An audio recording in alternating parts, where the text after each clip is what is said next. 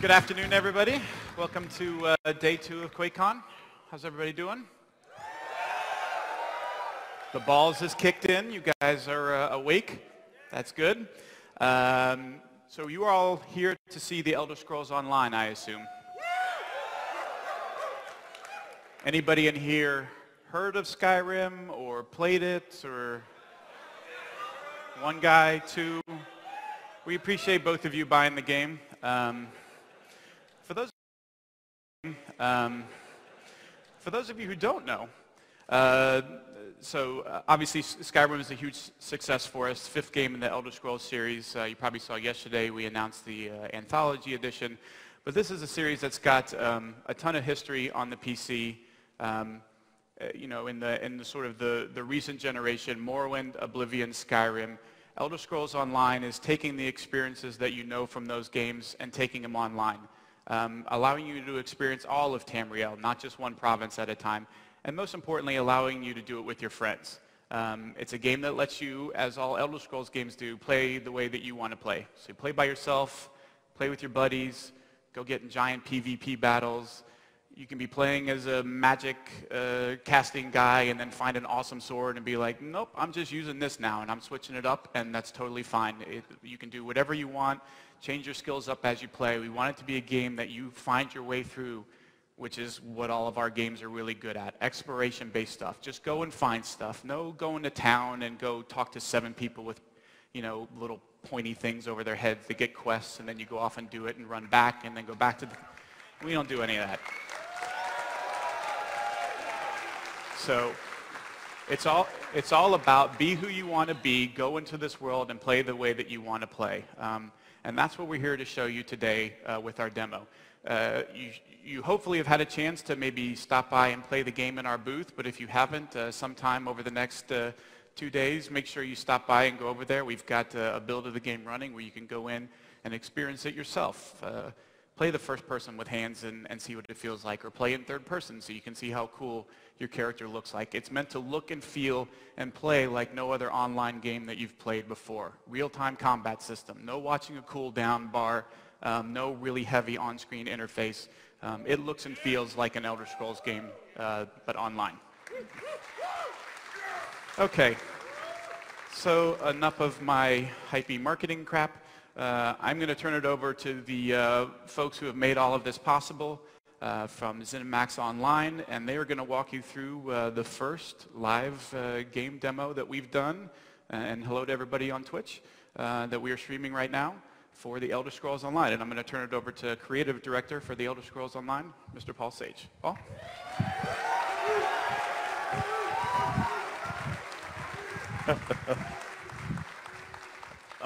Hi. Hi. More importantly than me, joining me on stage, we have a few people who are going to be going through this absolutely live demo with me. So if anything happens, that's good. It's supposed to. It's a live game. So we have Nick Conkle joining us, Rich Lambert, Gina Bruno, and Eric Bakudis. And also joining me are a lot of people watching from home, a team that has made this possible. So if you guys can just say hi to them, that would be great. All right. All right. Thank you so much. So without too much further ado, we're going to give you this look at Elder Scrolls Online, and we're going to go ahead and jump in. All right. So this is the first thing you will see when you get into the game is character creation. And Nick is going to take you through this a little bit. One of the first choices you'll make in a game that's all about choices is which alliance do you want to join. Because it is time of war right now.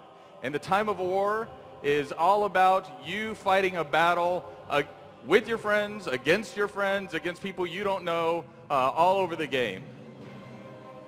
And now we're going to let Nick kind of show you. And hopefully I'll do a little less talking as this goes through, and you get to see more.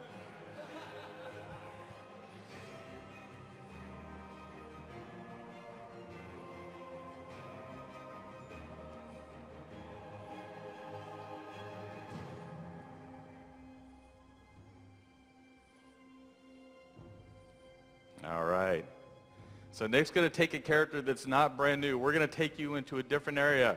If you are familiar with the game Morrowind, then you might see some recognizable landscape and features in what we're about to show you. We're about to show you.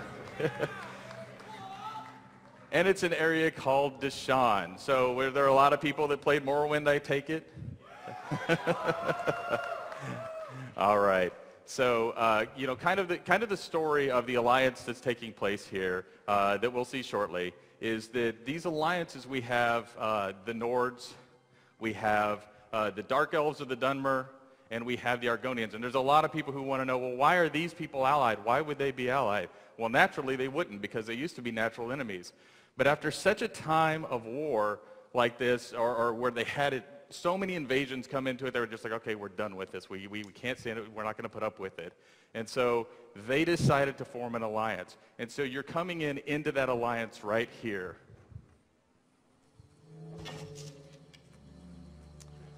Okay, one of the first things you may notice is that Nick is playing in first-person mode. So really important is to get in that first-person mode. Nick can also play in third person. I promise you the third person's good. If you want that situational awareness in PvP, it's great.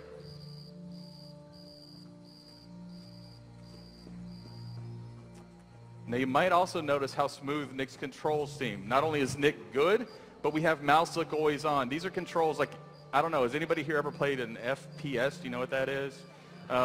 If so, the control should feel familiar to you. So Nick just presses his left mouse button to attack. He holds it down if he wants to do a heavier attack, or to block, he just hits his right mouse button.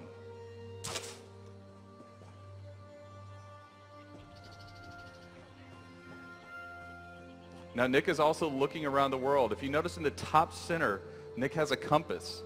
And that compass gives him what we call points of interest, right? And what that is, if you see that he's looking at a way shrine right now, he can turn around and he can look at different things. We want this to be a game of exploration, a game where you can play any way you want to play. If you see something over in the horizon that you want to go do, you should go do that.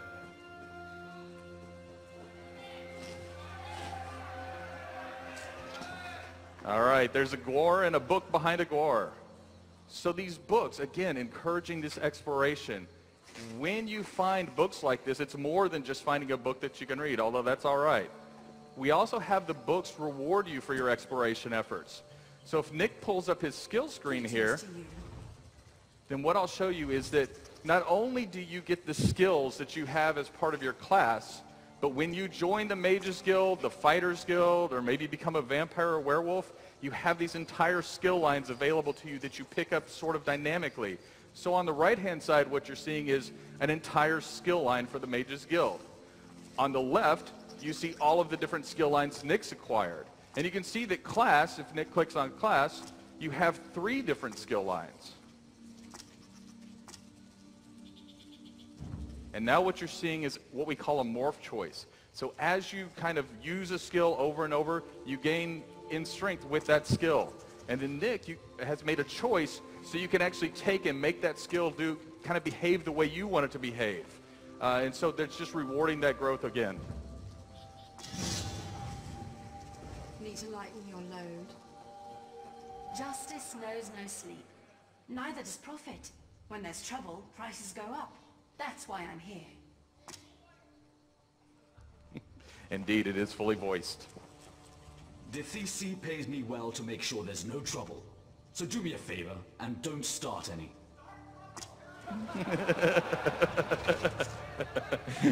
All right, it is indeed time for Nick to start trouble.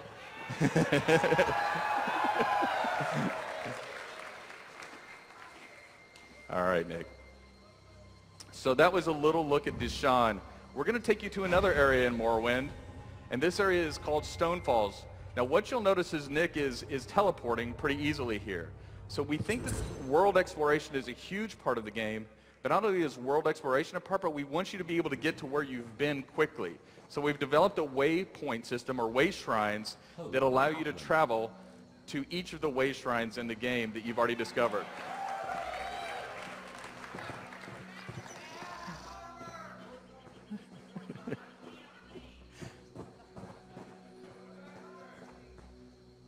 All right, Nick's about to start some trouble. Okay, Nick's pretty high level. Did you notice that Nick just crouched and he became hidden? So that uses his stamina when he's crouched like that. And he gets a sneak shot in.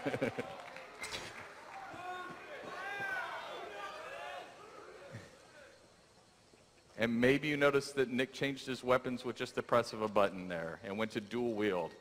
Any character can use any weapon in this game. Your class does not affect that. You can use any armor.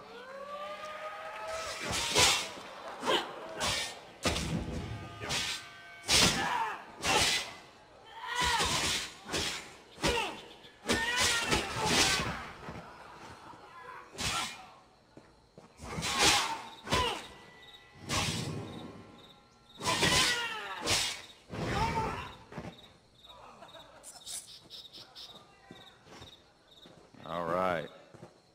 Now let's see if Nick can find anything else new and interesting.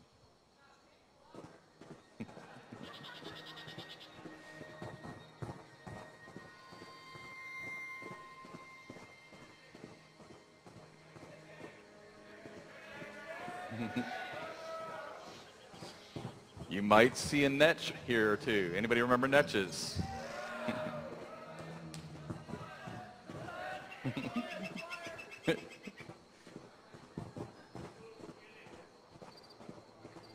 There will be plenty of killing later.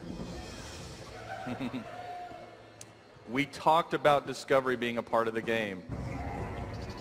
When you discover new things, you get experience for that. You raise in power for your character.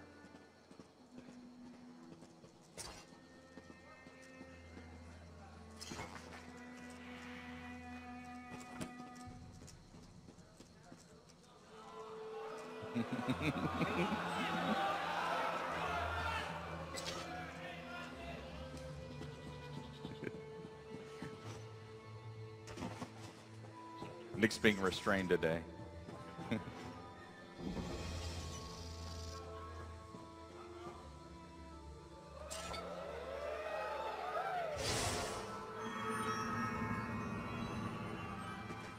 All right, and that's what we call a Mundus stone. So again, looking around the world, you'll find lots of different things. And in this case, he found something that'll give him a power that he'll keep for a long time.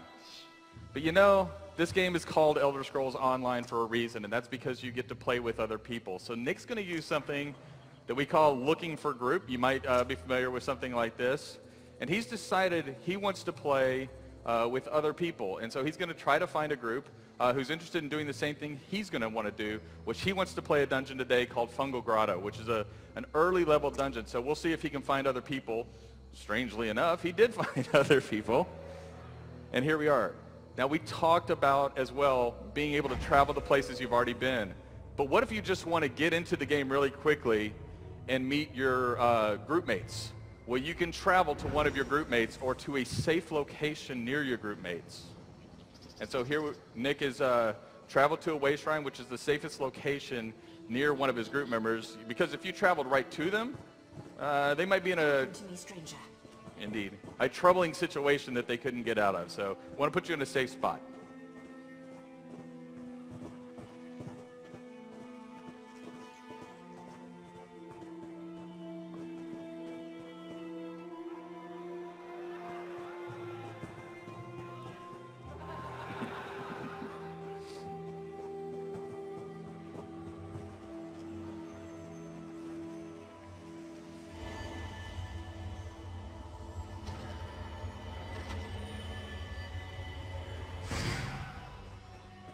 All right, and Nick found a sky shard. If you collect 3 sky shards, you get a skill point. And if you get a skill point, you get to buy a new ability or morph an ability. All right, dungeon time.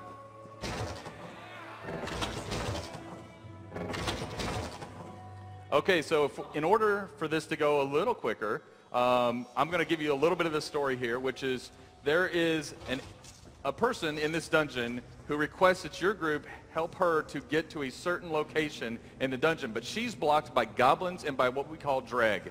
And so she suggested that there might be a way to kill goblins and recruit them to help you get to that location.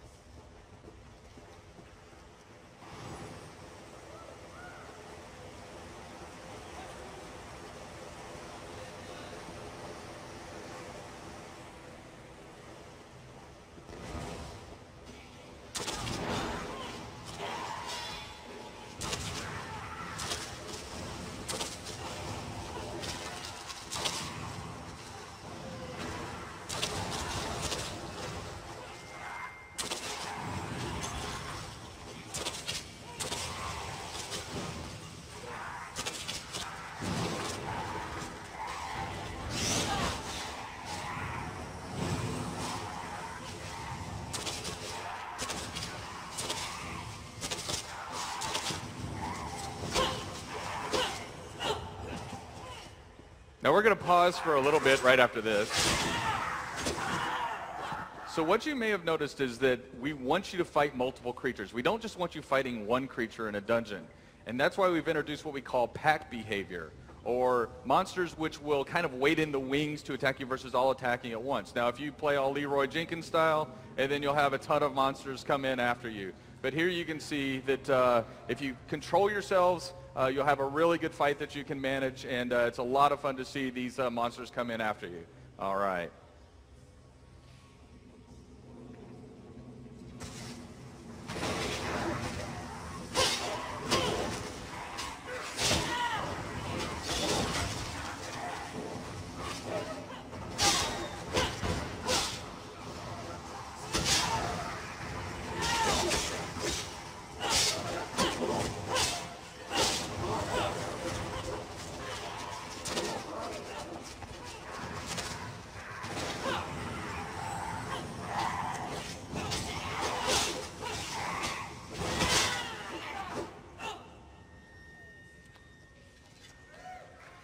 I think the team did all right with that one.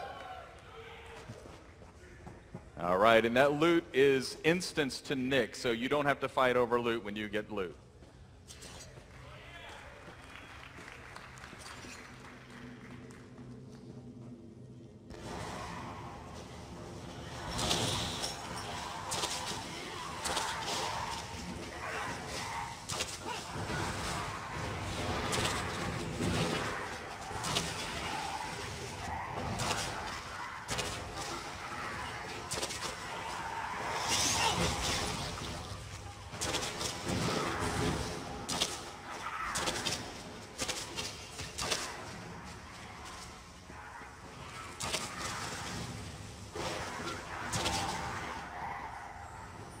There we go. So one of the other things is Nick is playing a class called a Templar. And you'll notice that Nick has adopted the role of using a bow or ranged damage. And the whole thing here is that Nick can change his role in an instant with a weapon switch and go to close damage. But the idea is that, again, those classes are just the starting point. They're not the ending point. You play the role you want to play.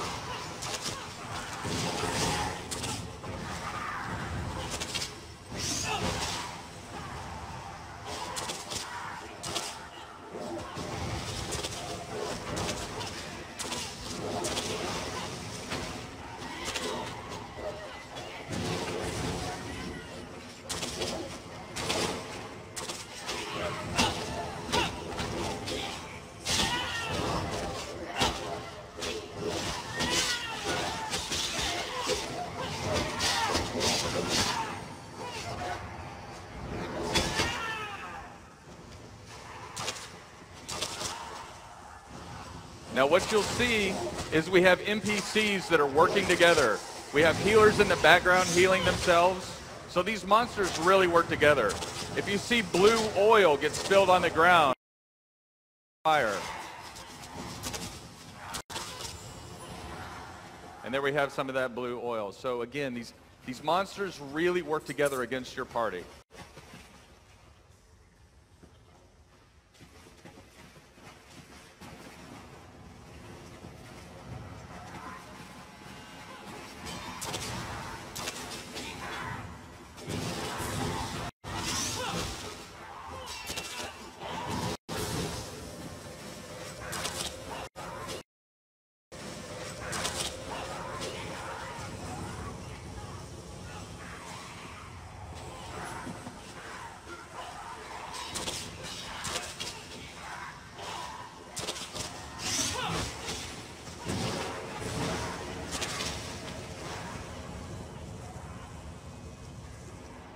Okay, so you saw we have a very clean interface. You'll notice what that monster did to Nick, the Goblin King, is it put an ability on him that Nick had to run away from his teammates, otherwise he would explode, and if he explodes, then it hurts his teammates as much.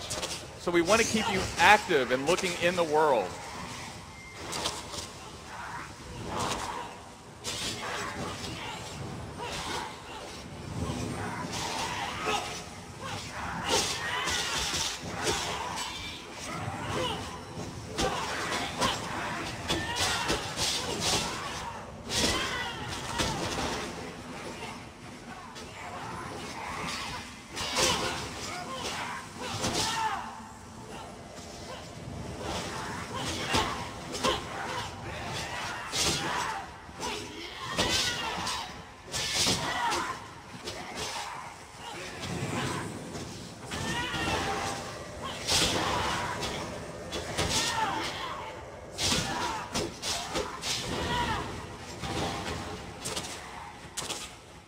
got a healer down. All right, but the group was able to do it. All right, so Plugi, who died, thankfully can come back. And so we have what we call soul gems in the game. And if you know soul gems, with us, this means you can actually resurrect your allies. So you can choose to do it, or if you have a soul gem and you die, you can resurrect on the spot. If you don't have a soul gem, then you can go back to the earlier start of the dungeon. But every time you die, there will be a penalty and your armor will degrade.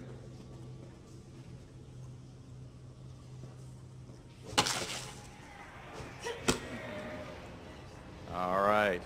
And now you can see the goblins are working with the group because you killed their king. All right. Goblins are pretty easy to win over like that.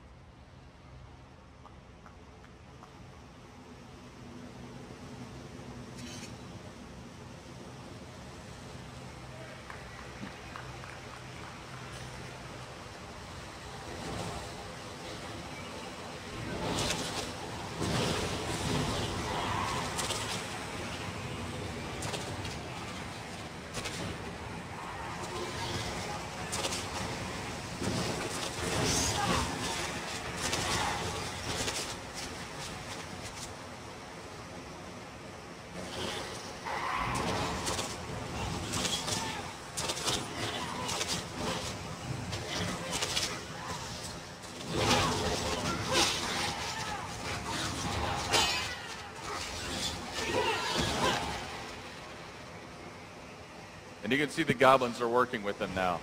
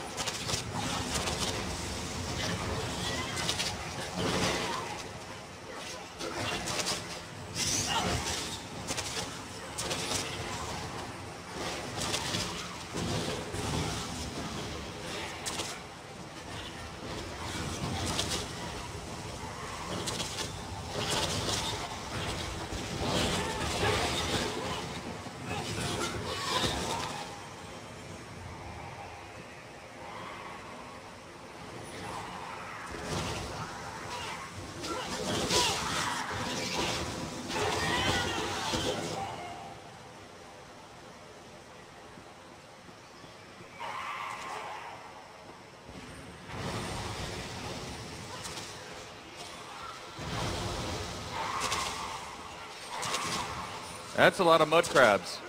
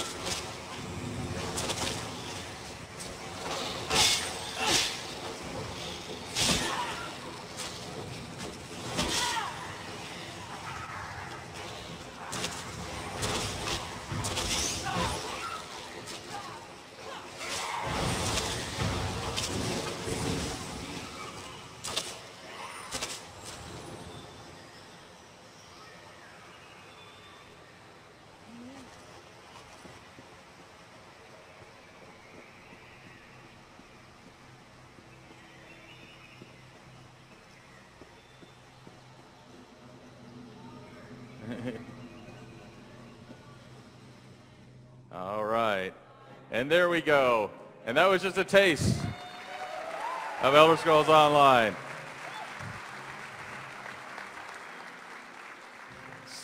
So I want to thank you guys so much for coming out and taking a look. If you haven't already, please sign up for beta. You know, I know we always throw that out there, but seriously, please sign up. Also, we are due to release in spring of 2014 on the PC and Mac, Xbox One, and PlayStation 4.